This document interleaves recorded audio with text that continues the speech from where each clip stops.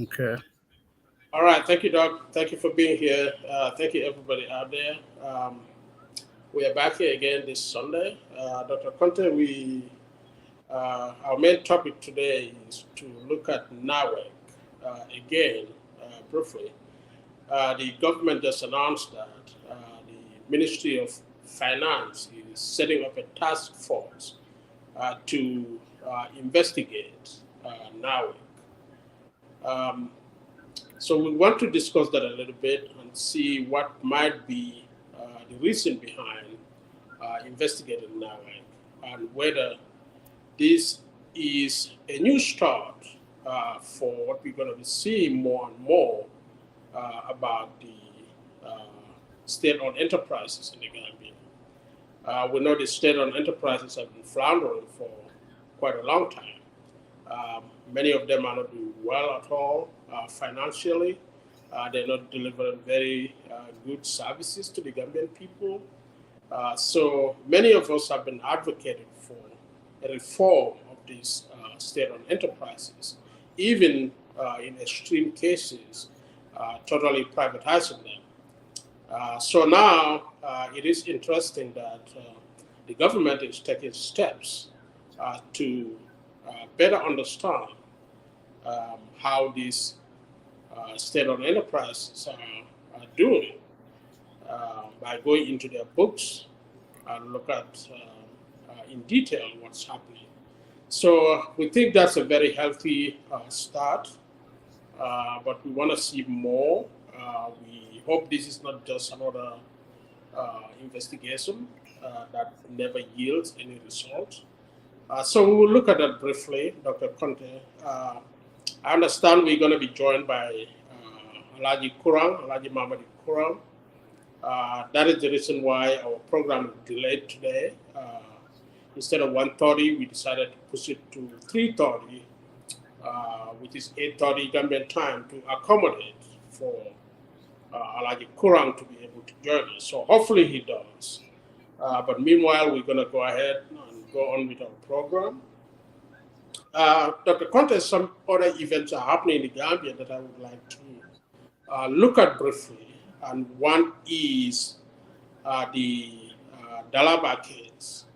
I just stumbled on a video that the Dalaba residents having a meeting, kind of homeowners meeting, um, expressing their um,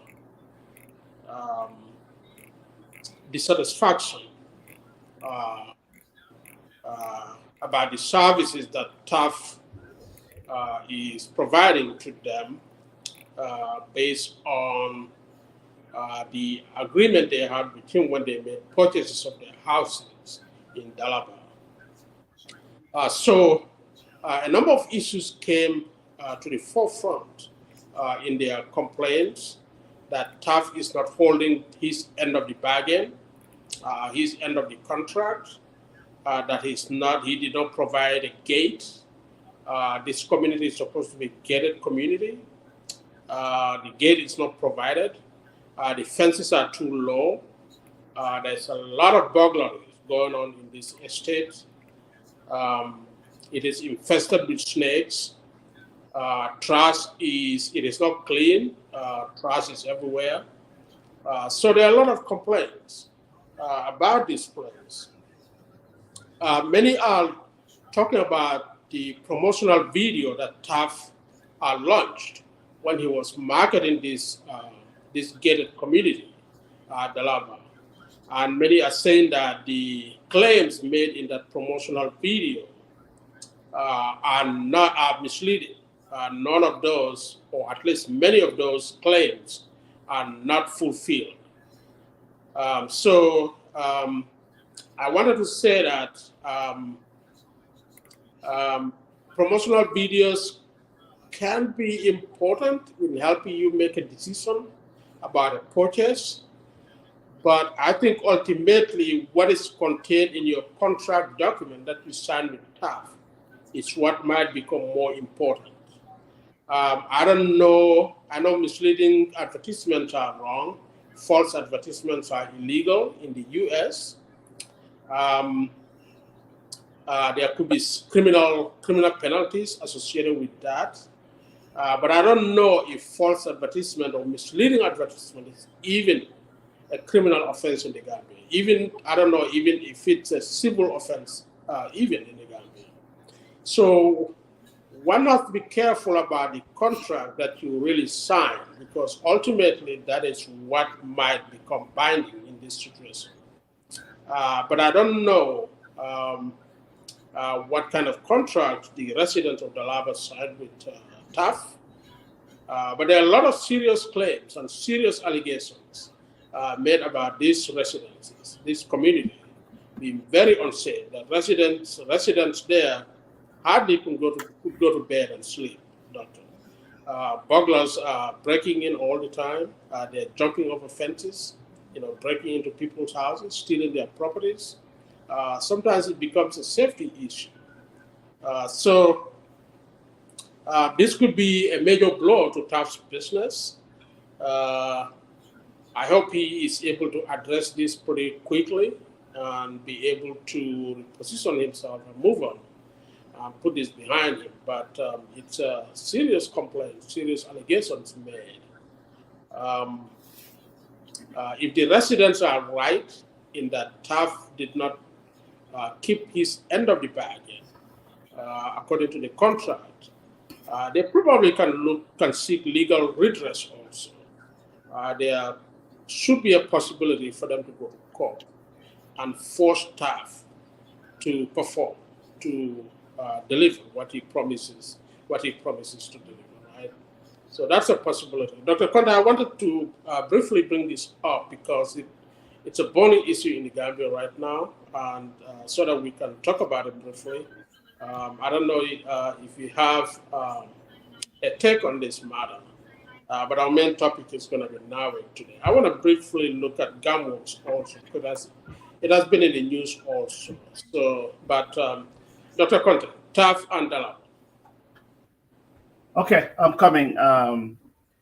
Well, I haven't seen any of the advertisement that TAF made at the inception. So when it comes to contractual agreement, I cannot say anything on that. But when it comes to trash, that one should be the responsibility of the residents. You know how Gambia, we just throw things anywhere we want. So that alone should be their responsibility. And then maybe they need to summon become a council. I believe Dalaba is in West Coast region to come and get trash. But also, if they pay taxes, they should be, the government, the area council or the region should be able to provide them with trash pickup. When it comes to people breaking into houses, did TAF promise that he was going to fence the entire estate? And if he did and he did not, again, like I said, I did not see the contract made by TAF. So the problem we have in our country is cumbersome to an extent, that people are afraid, even to live in their own houses. And people are coming in to break in. The matter also should be reported to the police, and maybe they can have some surveillance. And maybe even the residents who are there, they can chip money together to get at least security at night to do that for them. And they have promised to do that. I know that living in those close-knit areas, it's very frightening for a lot of people who have purchased property, and to see their investments just go down, and it's something. But I think also the government should be engaged to provide more security, or to even have more patrol of police, and then maybe they should also have cameras in their house, in their homes, and they should also do neighborhood surveillances. If you see somebody who is not familiar with the place, they should text each other, call each other out, and say, "I saw somebody around your house," or "I saw somebody coming walking towards your house," or somewhere else. So this is a collective effort. But again, I cannot comment on an advertisement or promotion that was made by TAF before these residents went to purchase the property. But I do feel for them, and I hope you know they can find. We can all do something to get the criminals who are just creating havoc on our citizens. Because if you invest and you purchase a house, you're supposed to have peace of mind when you go to bed. And that is something that we also be concerned about, and I do sympathize with them. So I hope everything is fine, and maybe we can come to a solution. Thank you, Dr. Conteh. Very well said. Absolutely, yes. And I think many of the residents recognize that they can team up and be each other's keeper. Watch out for each other, pay attention to who is coming in and coming out, so they can deter such burglaries and intrusions into the community. I think the crux of their complaint is that they, the resident, the residence is supposed to have a gate, and there is no gate. So people are free to walk in and out any time of the day, any time of the night. And the fences that TAF, according to them, that TAF promised, the fences were not high. They are way less than 2 meters. It's easy. You can just skip over them and get into somebody's house. So they wanted those fences to be high enough to prevent anybody to walk over them pretty much and get into their compounds. And also they wanted their gates to be installed. But I think they do recognize the need that they could also team up and be each other's keeper and watch out for, and also they can do to keep their residences clean and free of trash. In their complaints, doctor, in their statement, some of the residents were actually very apprehensive of foreigners. They were outright talking about foreigners, particularly Nigerians. And I was a little bit uncomfortable about that because I don't think we should be singling out any particular group of people for this kind of things. If somebody is a criminal, it doesn't mean that everybody from his community or from his nationality or from his race all can all be blamed for that. That is totally wrong. If one Nigerian is involved in such burglary, the blame should be limited to only that person, not generalized to all Nigerians. There are a lot of Gambians who are involved in burglaries and armed robberies and all that stuff. Also, we have to remember that. So it is wrong to generalize one person's shortcomings or one person's crimes to a whole category and groups of people. We've seen it happen here too. When Trump opened his political campaign, he started by brushing all immigrants, particularly Hispanics, with one brush. They bring drugs, they are rapists, they bring crime. That is the kind of generalization you want to avoid, because certainly not everybody in that ethnic group or in that nationality fit into that category. There are a lot of good, very successful, decent people in that community, in that category, in that nationality, who are in the U.S. and they're only doing good. They are contributing to this country in great ways. They are adding a lot of value to this country. In many cases, way more than many American-born citizens, right? So we cannot. It's totally wrong to brush people, all people, a whole category of people with one brush. So that is something that came up in that discussion too. That is kind of repugnant to me. But that's that, Dr. Conteh. I think we can go on to NAWEC. Sorry about that. You want to say something? No, let's go. Let's go to NAWEC because I have a lot of stuff to say about NAWEC. Okay, okay. I'll give you plenty of time to do that. Dr. Conteh, during the week, the Ministry of Finance just issued a statement that NAWEC is under investigation. There is a task force. A letter was sent to NAWEC, and this is reported in the Gambian newspapers. A letter was sent to NAWEC, and the MD of NAWEC, Nani Duara, has admitted to receiving the letter that they are ought to comply with the task force that is investigating NAWEC. They need to be given unfettered access to their financials.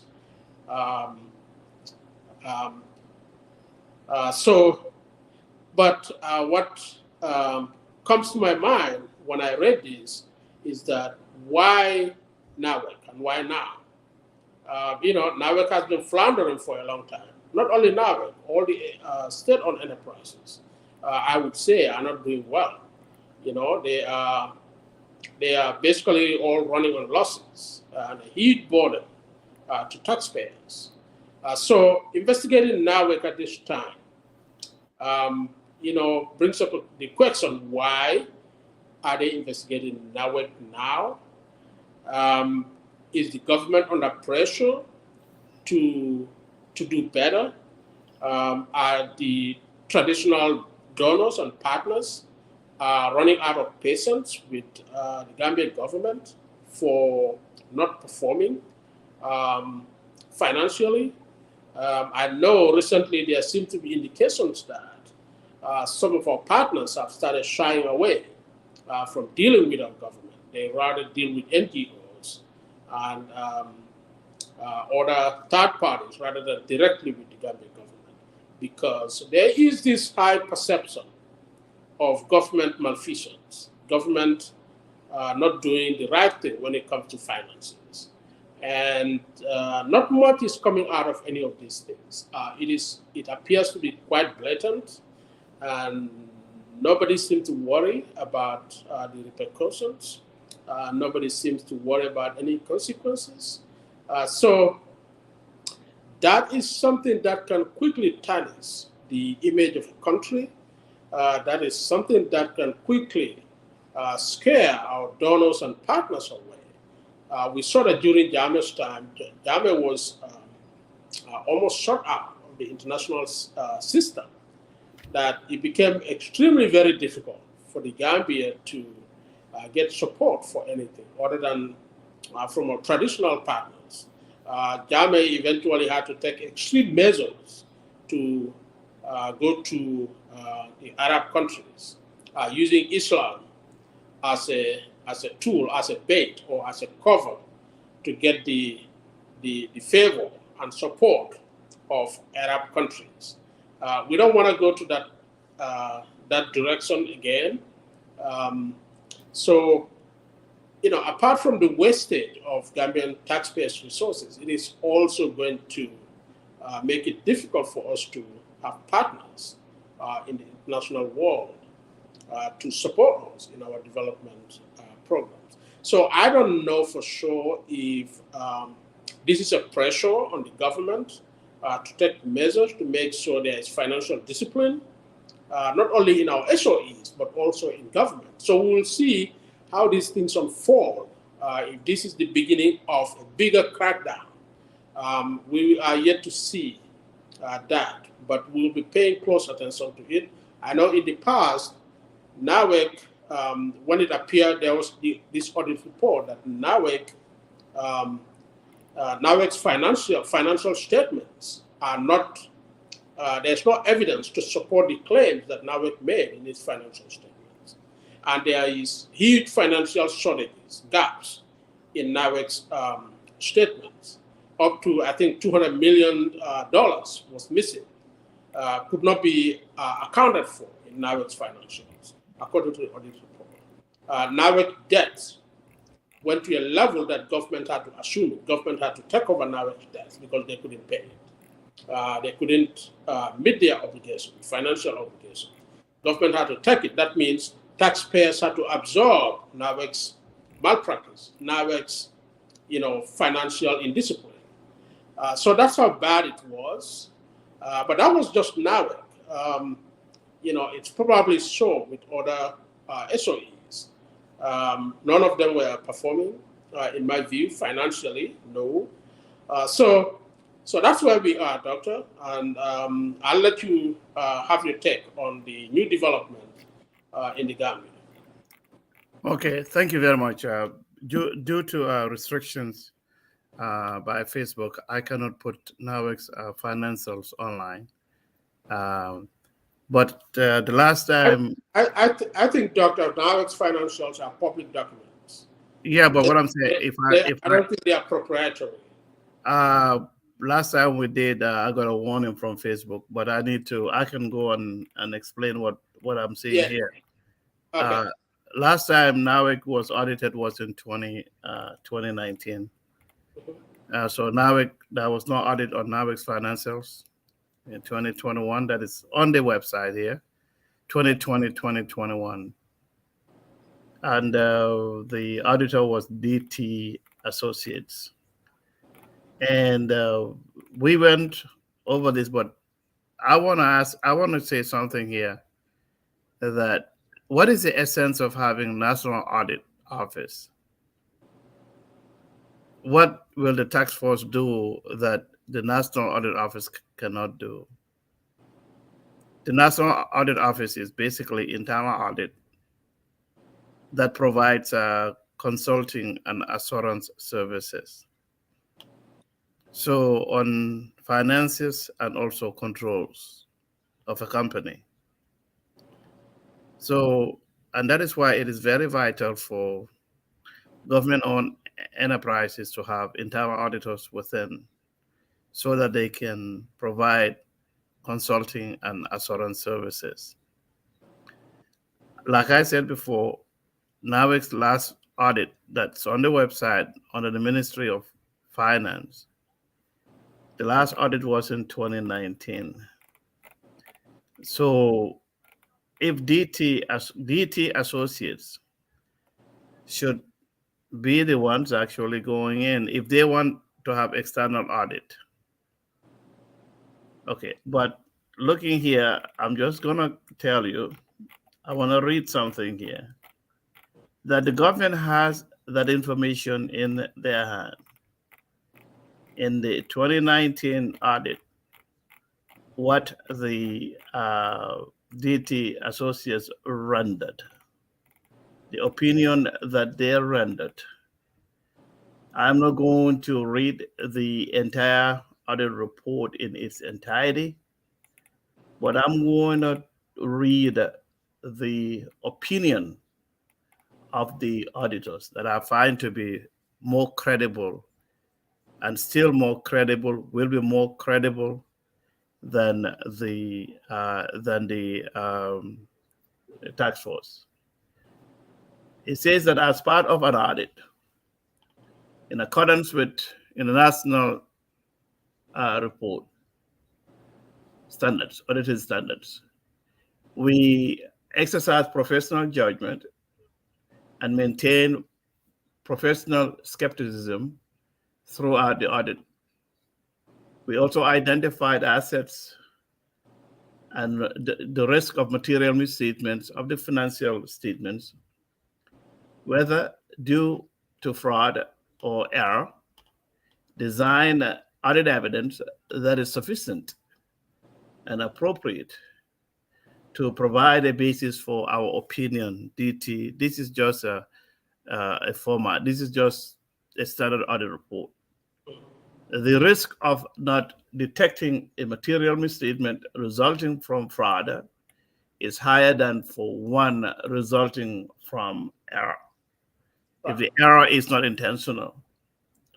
As fraud may involve collusion, forgery, intentional omissions, misrepresentations, or the override of internal audit.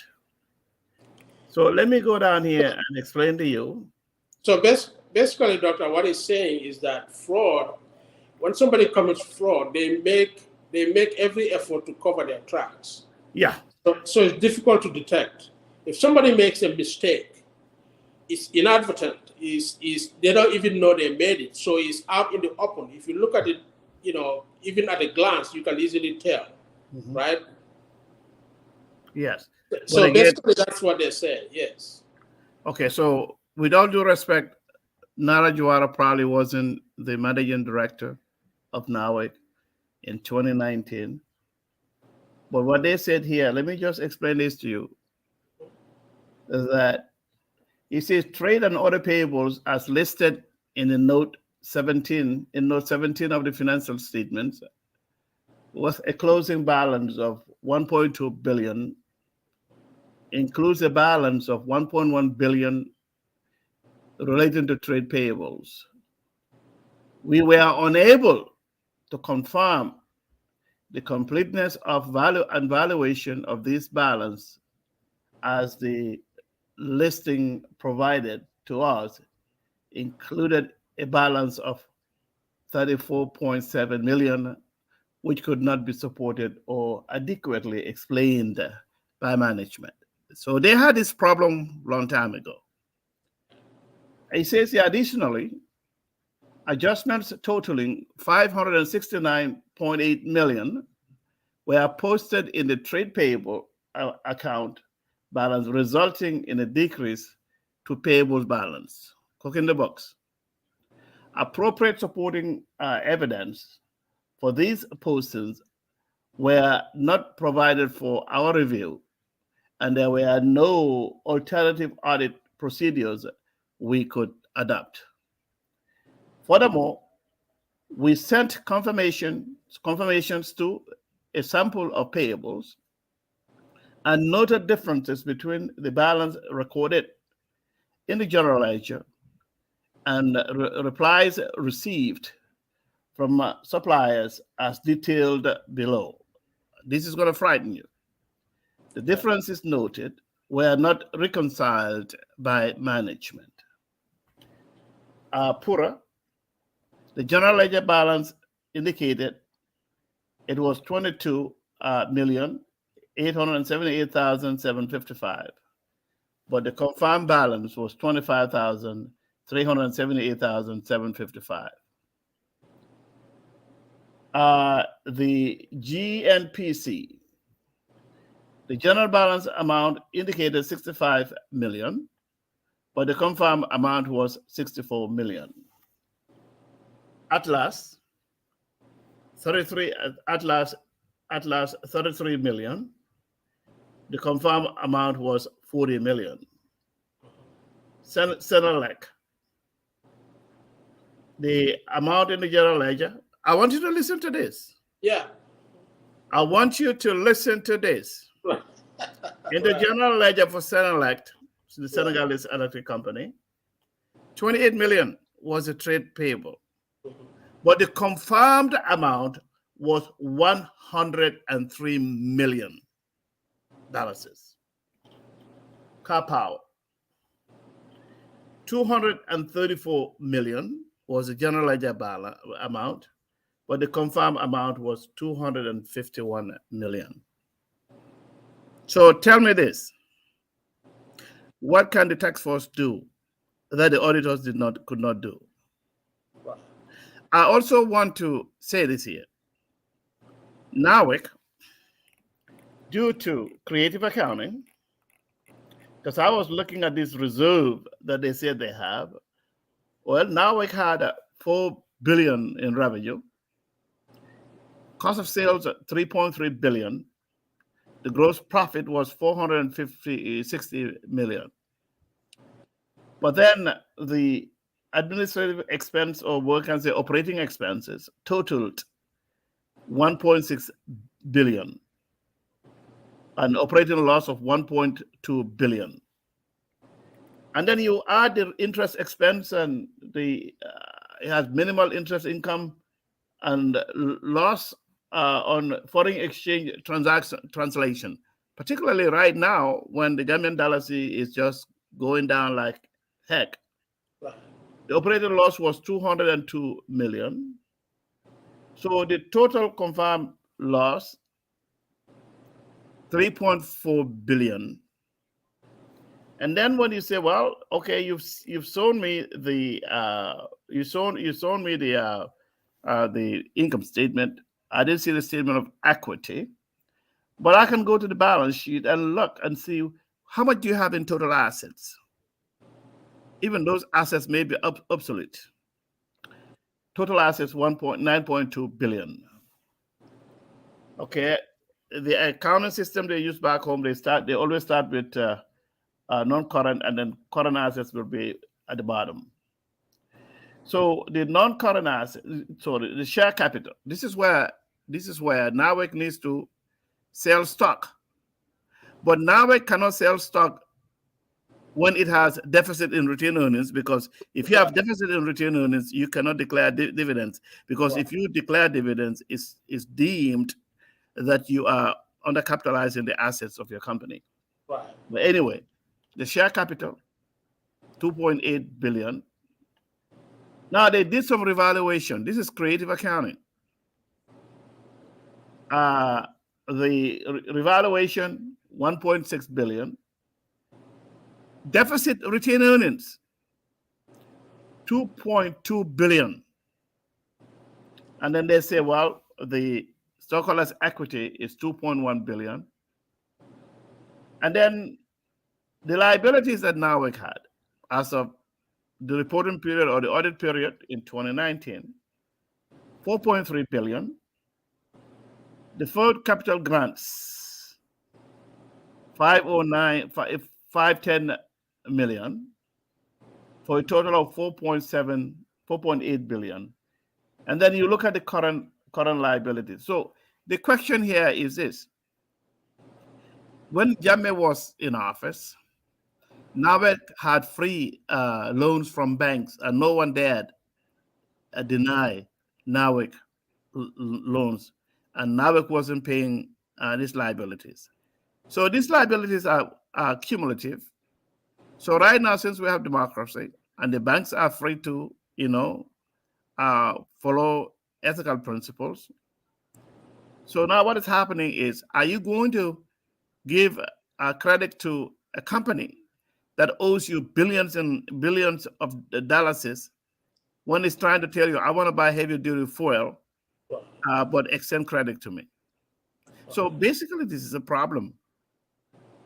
So with all due respect, and I feel sorry for Mr. Juara, but that's not what he can do. But yes, they're going to open their books, but it's going to bring embarrassment. So I think what we need to do is what the government actually needs. And then they are constructing electrical stuff. They're going to electrify this, that, and that. When even in the urban areas, they cannot even provide electricity. So I think what the government needs to do now is to revisit this rural electrification and say, well, can we have solar energy? And then maybe that can diminish some of the problems we have in our country. But again, I'm going to end this by saying that by asking this question: what is the essence of having a panel or a study group or whatever, a commission of inquiry to look at NAWEC's finances and controls? Remember, they didn't say controls anyway, but I added controls to it. When we have a National Audit Office, I believe the people in the National Audit Office are capable people. In fact, I have high respect for the Auditor General of the Gambia, but they don't even want to. They discount everything that the man says. So again, it's going to be another bureaucracy. They're going to pay these people sitting allowance while our people are out of electricity. So this is something. When I saw that the minister saying that he's going to create a commission, I said, "Oh my God, did this man study accounting?" Because you have a National Audit Office. I think the responsibility should be entrusted to the National Audit Office. It's a nightmare how things are happening in our country. And I feel sorry for Mr. Juara, who I don't think was the managing director in 2019. Thank you, Dr. Conteh. Thank you very much. Well said. Yes, I do agree with you. Um, the task force who is going into make inquiries into NAWEC's financials, I think the auditors will be better able to do that. But again, I don't know the qualifications of those people, but if they are not seasoned accountants or even forensic accountants, um, they may not be able to make much out of what NAWEC is doing, because a lot of what they are doing, they making effort to cover their tracks. It is intentional. So it is not just by mistake. They know very well what they're doing. That's why there are those discrepancies. Only accountants can see. So I hope they select the right people who can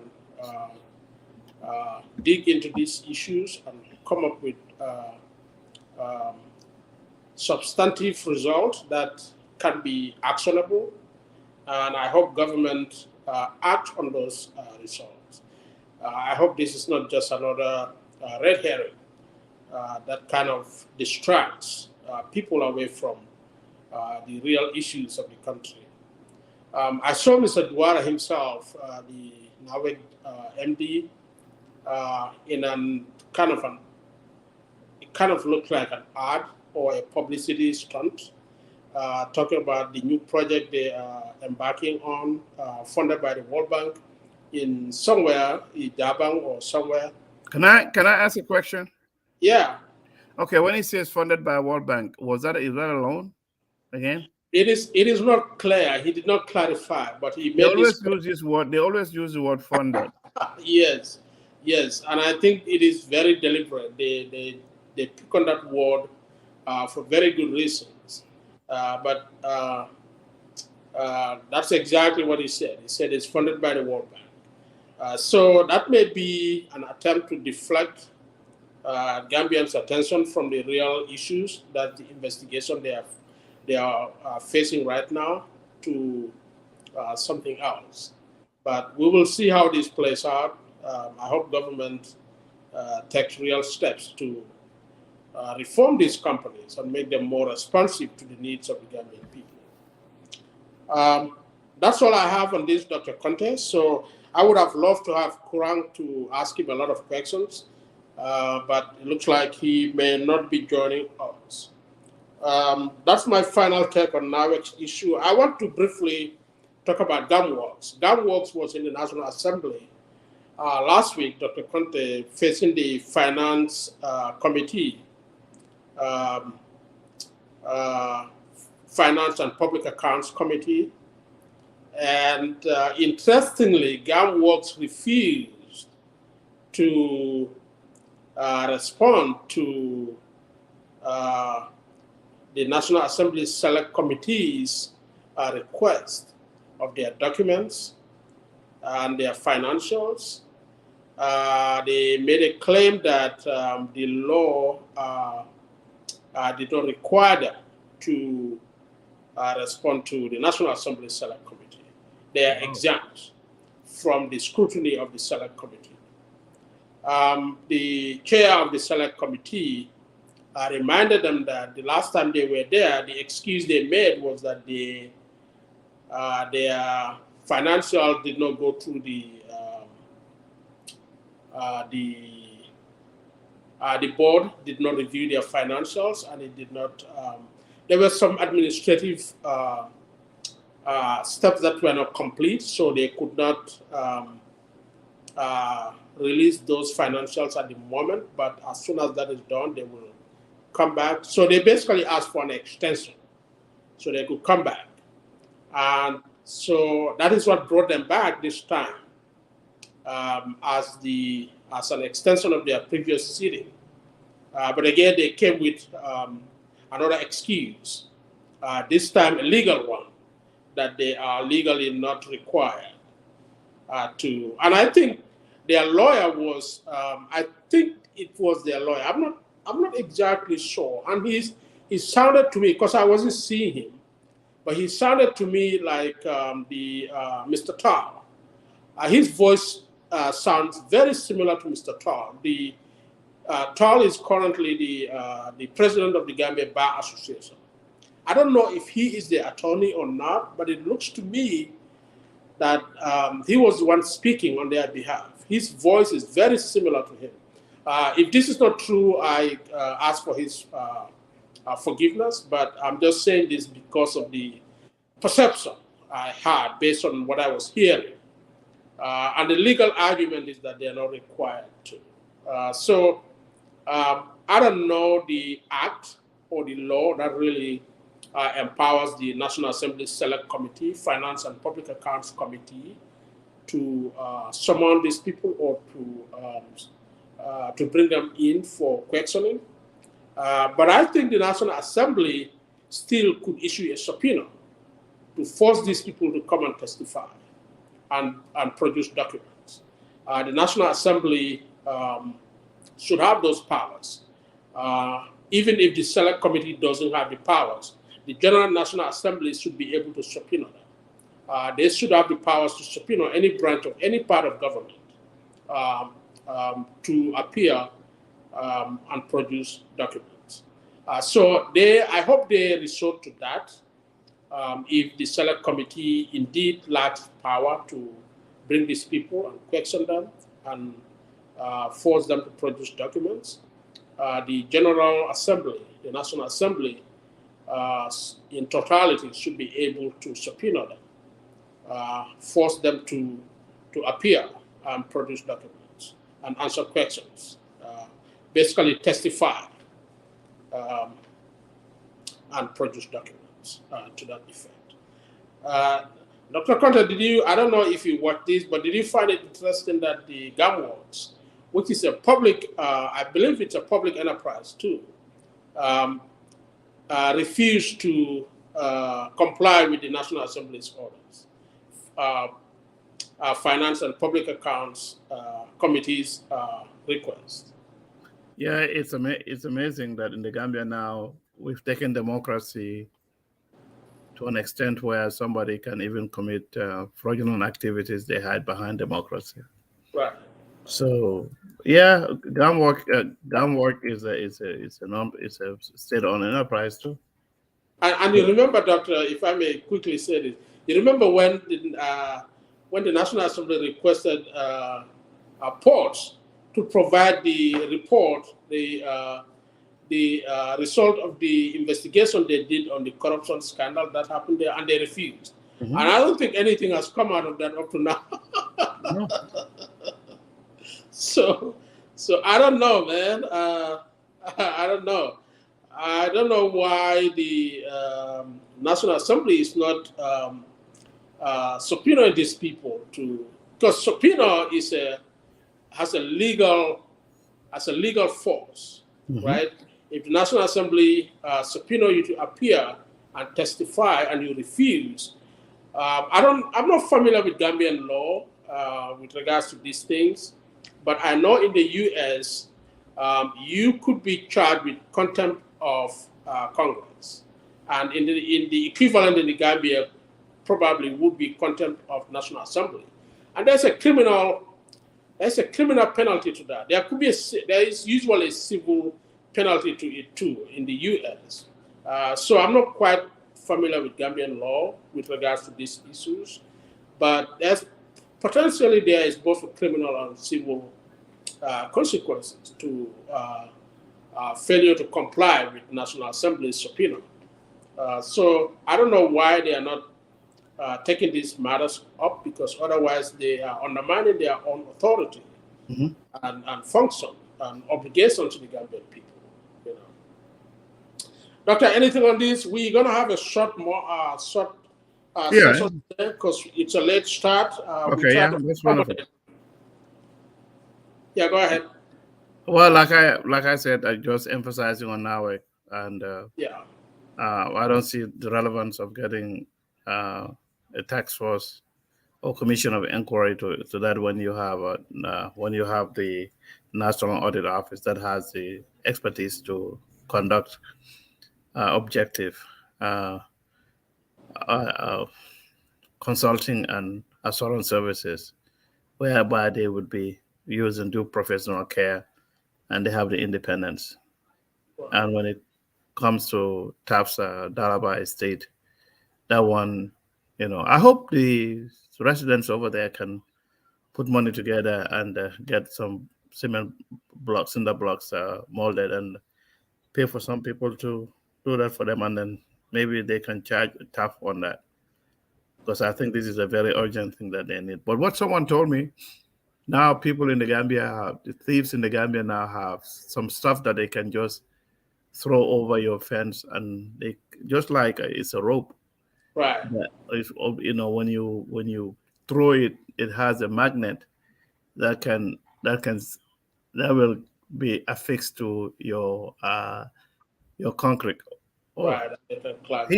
he's here. So do you mind, Who's that? Mr. Alaji? He's Oh, back. okay. Yeah, have him in. Okay, let me. Okay, I think I mixed up the time. Hello, how are you? Are you there? Yeah. I can hear you.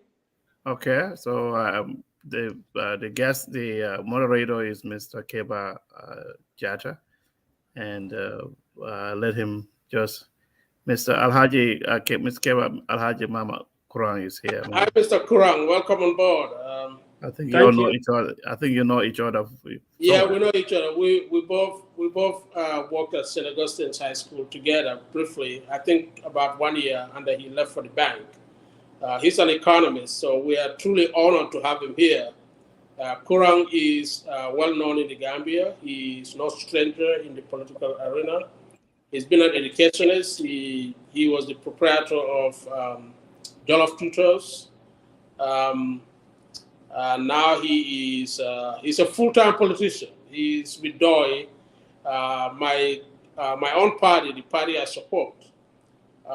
So welcome on board, Kurang. We are really, really glad to have you here. I've been trying to get you here for a long time, but I'm glad Dr. Conteh got you in. So Thank you. to give you a recap, we were talking about NAWEC's financials. We just saw that last week the government announced that they are launching an investigation into NAWEC, NAWEC's financials. I think they are setting up a task force, and a letter has been delivered to the MD of NAWEC to request that or to order him to comply with the investigators. They wanted to look at the contracts they have been awarding, their procurements, basically their financials.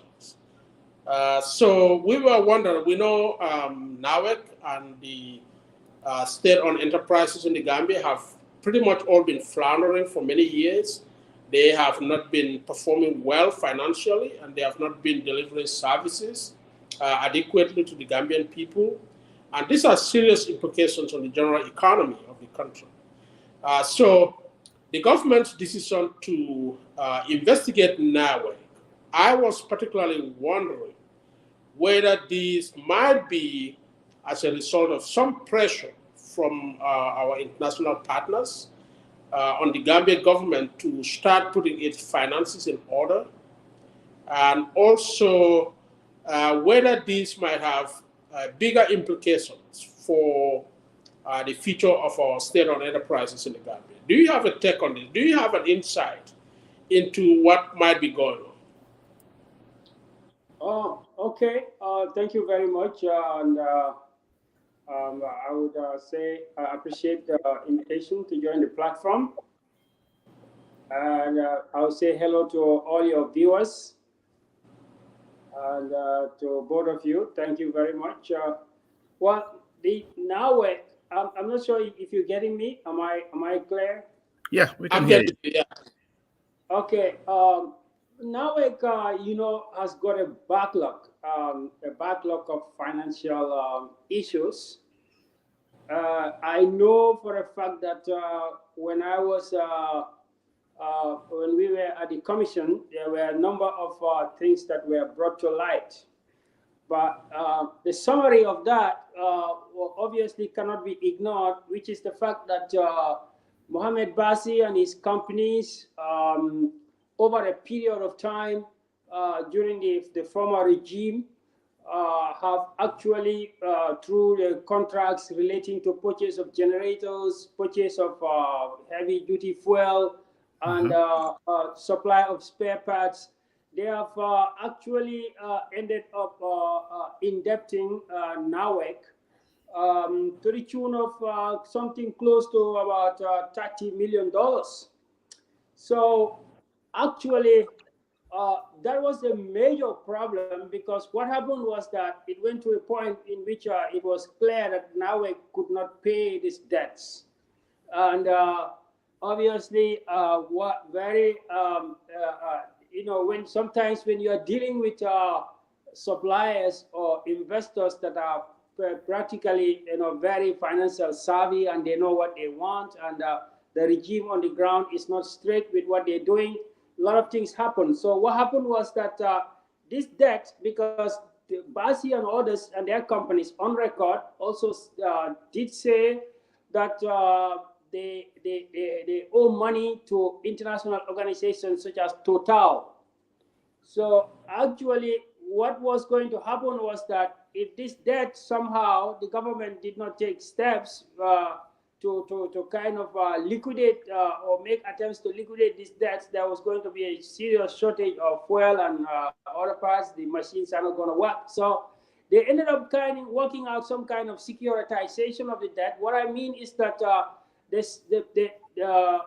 NAWEC owes Basi and co-companies, and these companies also owe the local commercial banks money.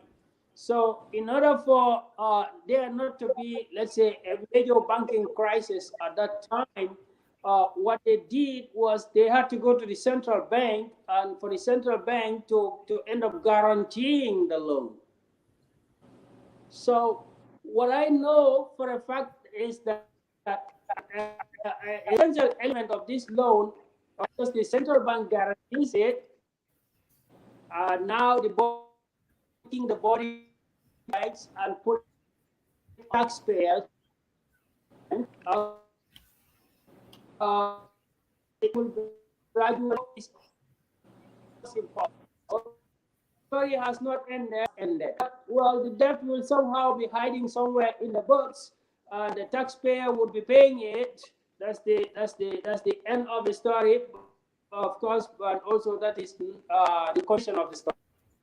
Coming to the same situation, this will explain to you that NAWEC has backlogs of financial issues. So the government will obviously be under pressure, because the government is the backer of the loan, whatever loan NAWEC is taking. Government is gone. Government is inheriting this. The institutional banks, fact, there would be financial pressure on NAWEC, and then subsequently, because NAWEC belongs to the government, there will be pressure on government and commitments. So you would know naturally that any becomes this financial situation, how and all the government, without any insight, no longer be on the pressure financially. There will be pressure from that form.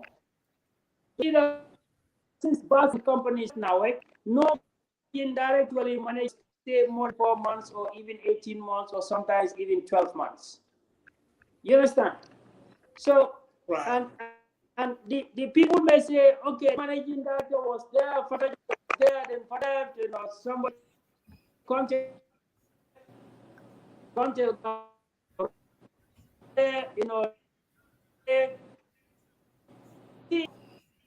is beyond the control of one director. So the managing, whoever is, at the moment in NAWEC, is simply an agent of the government. To kind of keep a very shaky ship in balance at a temporary period. So we basic are not so management. So you know any reason to probe. One of the reasons for the probe is to see, oh, what now it is probably laying of the loan or the securitization of the loan at the central bank, and probably payments need to be made. There could be maybe they are snooping up, and then they had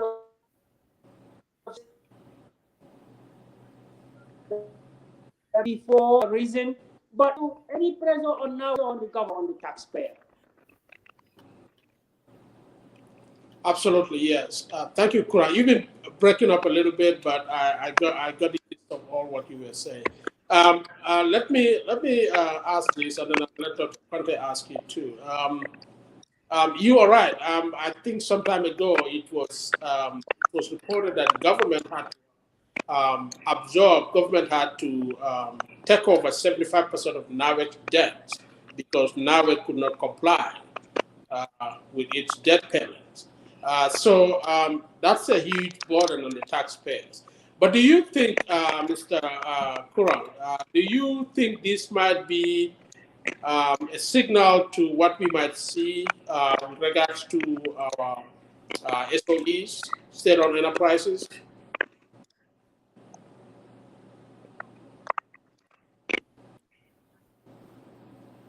Can you hear me, Kuran?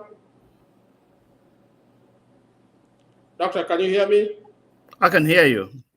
Yeah, I think we are having connection issues. It seems like he's coming. He's coming. Okay. Can you hear me, Kuran? Yeah, I can hear you, but it looks like you're breaking off. Did you hear my question? Yeah, I can hear you. I was asking whether you do you have a feeling that because your question is whether.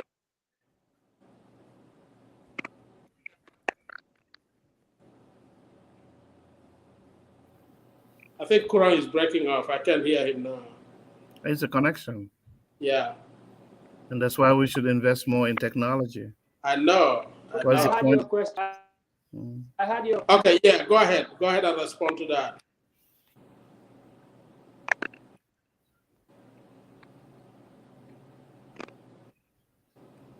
Are you there? Yeah, you're breaking up a little bit.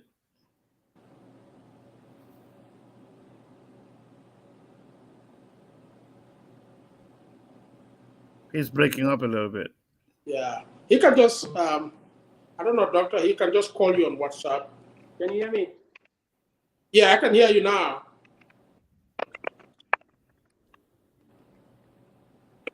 Yeah, I was saying that the SOEs obviously, like I was talking to a member of the National Assembly, member, the previous National Assembly, and I was trying to get a perception about the state of financial affairs of the SOEs. Mm-hmm. Am I loud and clear? Yeah, you are loud and clear. Yeah. Am I loud and clear? Yeah, we can hear you. We can hear you. You say you were talking to a National Assembly member about the state of affairs of the SOEs. Yeah, we can hear you. Go ahead.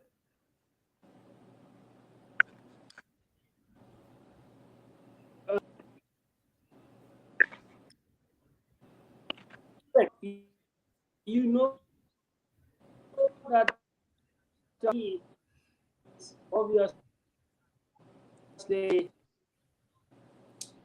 Doctor, can you call him on WhatsApp or Messenger? Because I've been speaking to for operating. I don't know whether I have his WhatsApp number. Yeah, their financial situation, meaning that they're operating without and they're operating with, let's say,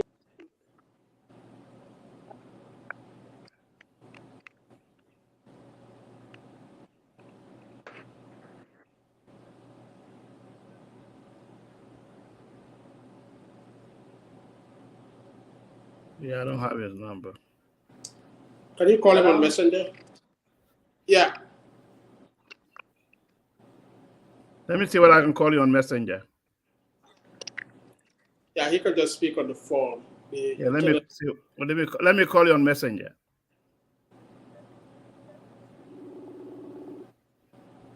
Yeah, just speak on Messenger.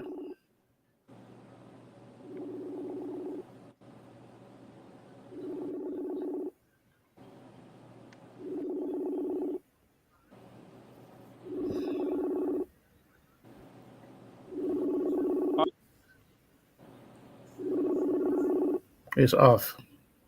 uh,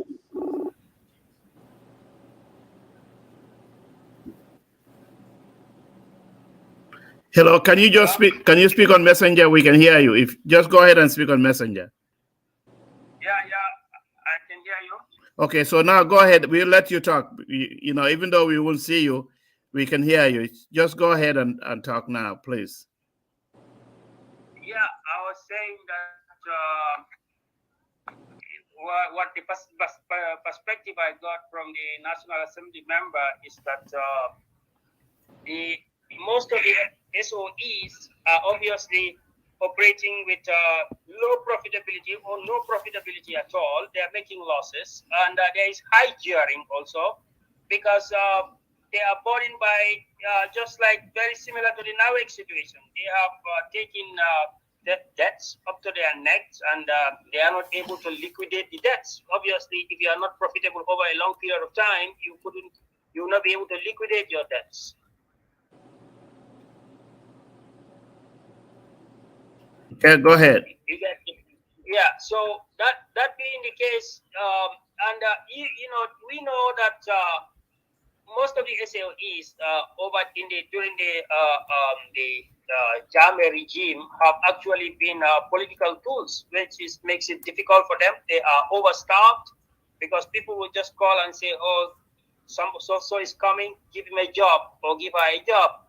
They are overstaffed and bad decisions, sometimes political influences. We heard about the stories of the Social Security, large sums of money in billions that were actually invested in projects that were not profitable. You heard about the Al Jambu ferry projects that were sponsored by Social Security because Gambia Ports Authority could not come up with enough money to raise, meaning that it is already in a problem.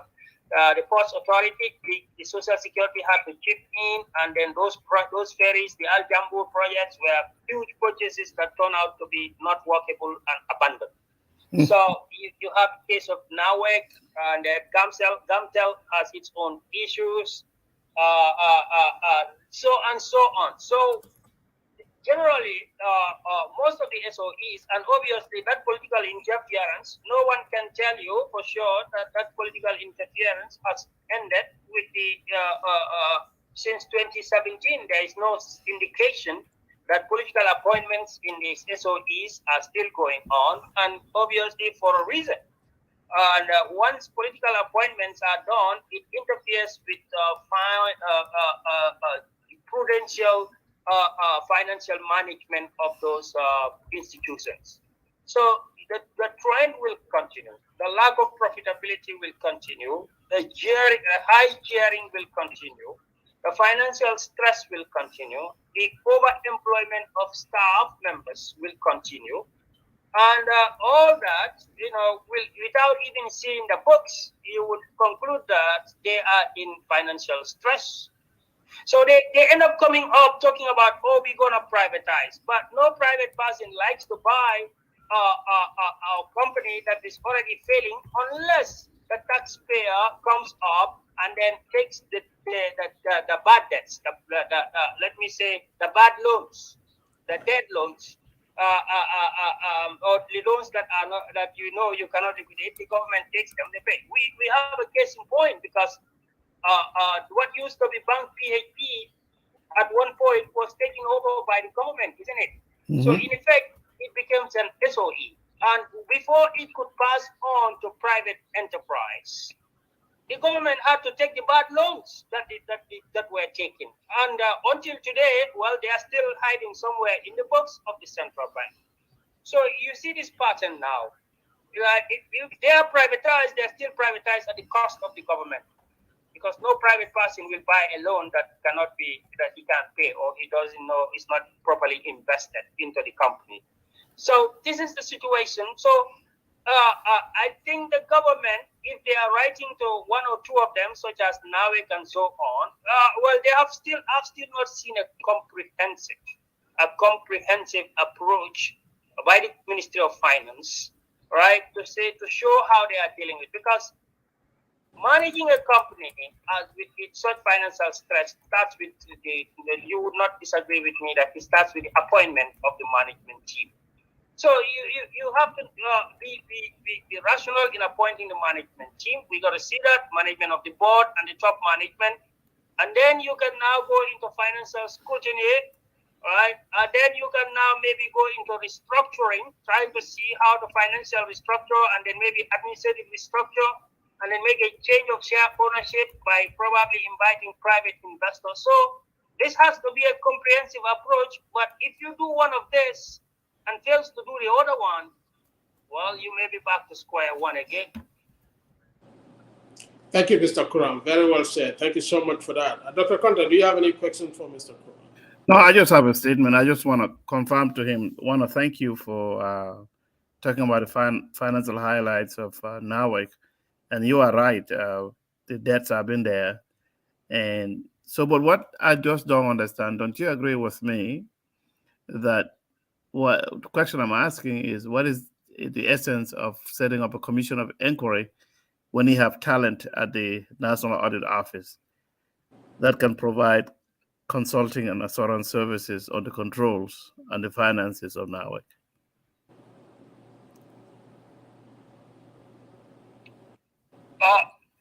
Okay. Well, the Commission of Inquiry obviously was, how would I call it? The Commission of Inquiry was a parliamentary process that they instituted, and then to come up with a bill to do that. And the Commission of Inquiry have different mandates from a national, how do I call it? I think, Kuran, let me clarify this point a little bit for Dr. Conteh. I think what he's trying to talk about, if I got it right, is this investigation on NAWEC is initiated by the Ministry of Finance. I think they are setting up a committee, kind of a task force, and they send a letter to the MD of NAWEC to comply with their investigations. So I don't know if that is what Doctor is talking about. It's kind of sort of a little bit not quite a commission of inquiry, which would be instituted by a National Assembly Act. But it's just a task force set up by if I may call it a task force set up by the Ministry of Finance. I think, if I got it right, I think that's what it is, isn't it? Yep. Okay. Yeah. He's referring to the current investigation. Right. Yes. Oh yeah. I mean, no, the current. Sorry. Then if I project that, it's a mistake, but because I'm not sure what is the current arrangement. I'm not sure what kind of body is set up to investigate NAWEC at the moment. Whether it's a task force, like you said, probably could be. Yeah, obviously, the National Audit Office, they do statutory audits, and you know that already. Most of the statutory audits are many years behind. Nobody knows why, because I will think that statutory audits of the National Audit Office, which is well funded, is a big department with a big building, with a big budget. But what we see is that they are auditing books 4 or 5 years back, 6 years back, 7 years back, and that does not serve decision making as such. That obviously serve some regulatory purpose, whatever, to some extent, but it's not addressing what is happening right now. So I think a few things need to happen, and one of that is we need to be asking, why is the National Audit Office always so many years behind in terms of audit schedules? That's a critical and a key question. Because the information they produce for the stakeholders, which is the government, needs to be relevant and timely.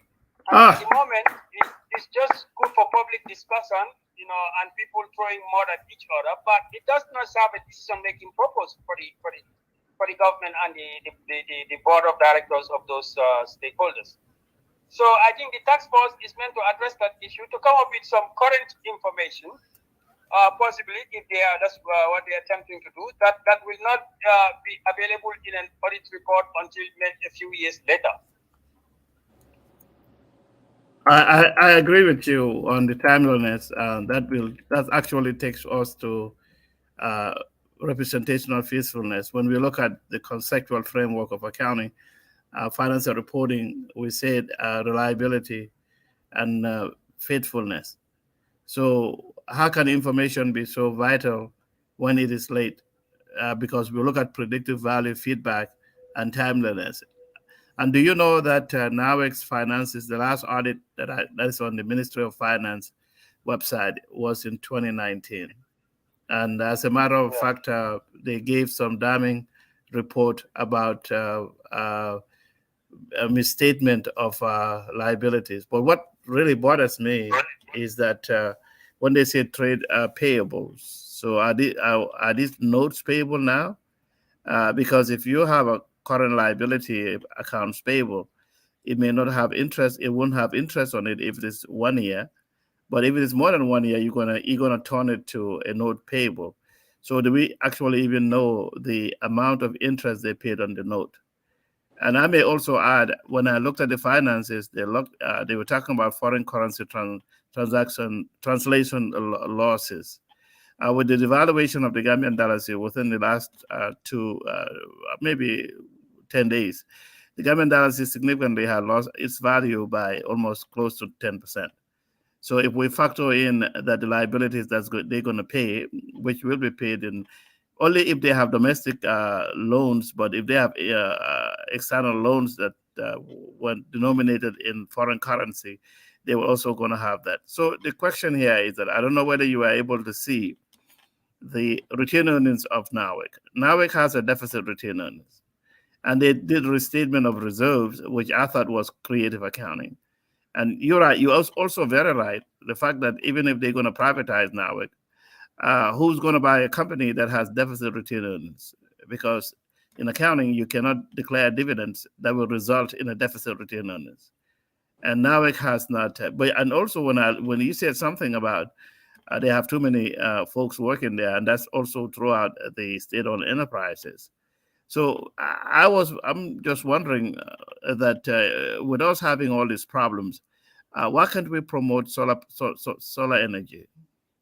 Because now we cannot continue to be in the dark when they are out there trying to say that they're gonna. Last time I saw a report that they're going to electrify 41 villages in Sami district. So how are you able to get that when? And then do you also know that whenever you have time, I invite you to, because we like your engagement. Do you also know that the Senelec, the Senegalese electric company, do you know that what NAWEC reported in liabilities in the general ledger, the confirmed amount was almost $100 million discrepancy. So these are things, you're right. It seems like in the Gambia we found democracy to be, even folks who commit fraudulent activities, they can just say that it's not in the constitution or we're not required to do that. And I really and truly appreciate your coming here. And if we can continue to do stuff like this, because we don't have people in the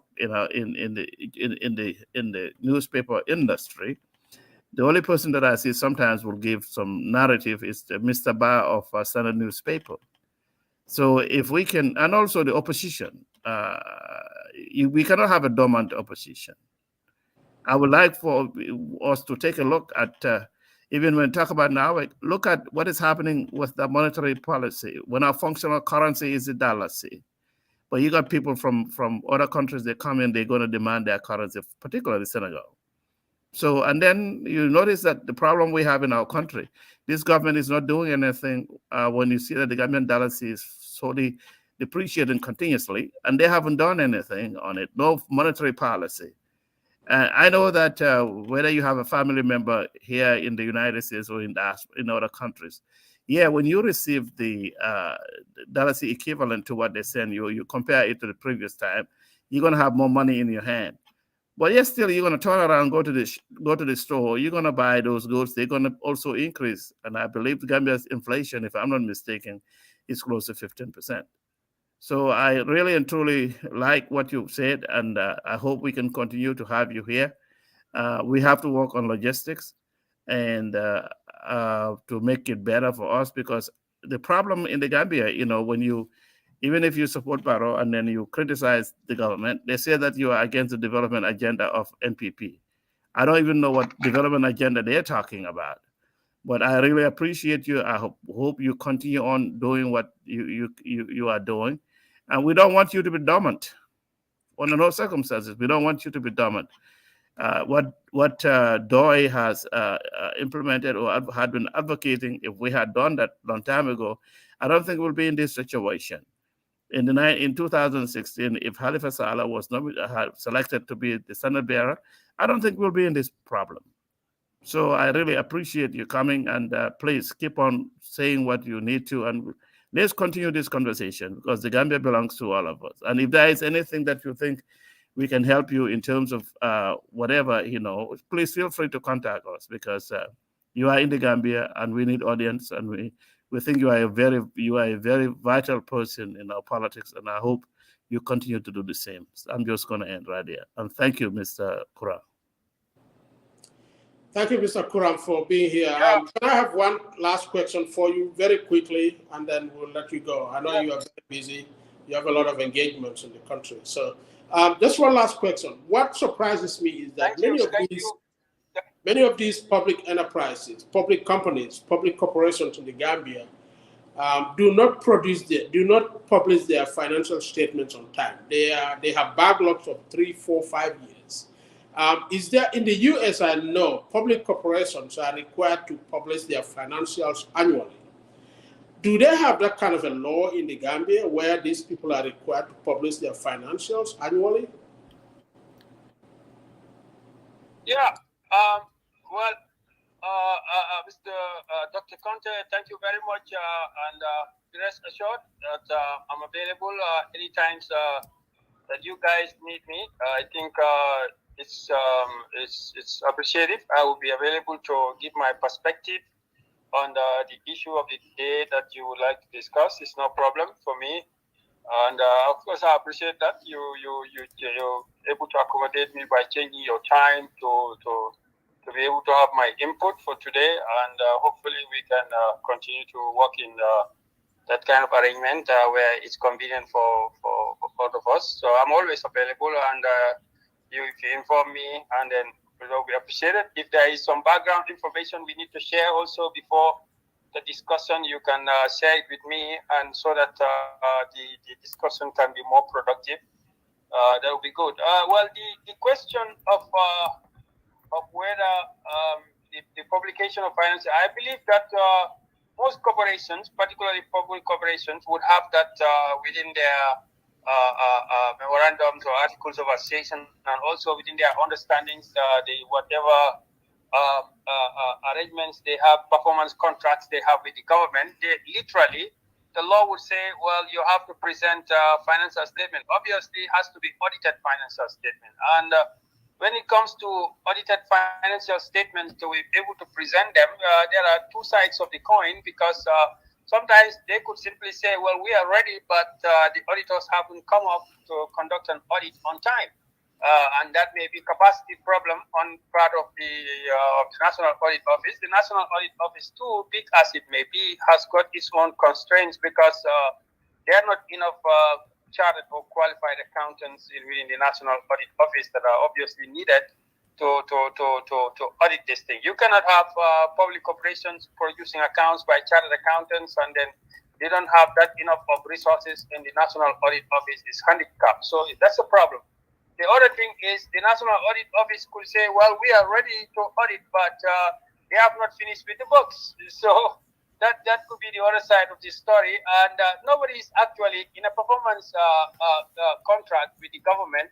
The public corporations, if they fail to present their accounts and or fail to get them audited, they need to be reprimanded for it. So there need to be some consequences.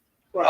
And if those consequences over time do not appear because appointments are done based on political patronage, obviously people will not live up to their expectations. And I think that is the situation because political appointments are done there so long as they satisfy the needs of their political patrons. They do not need to worry about statutory responsibilities. So this is a case which I think is a two-way thing for the politicians to live up to their expectations, the National Assembly to highlight this delay, and also to formulate rules and regulations as to how this can be satisfied, and also for the government to invest more in the National Audit Office to make sure that private auditors are able to attract talent and are able to conduct audit exercises efficiently and on time for their clients. The National Audit Office should even perform better than the private investors because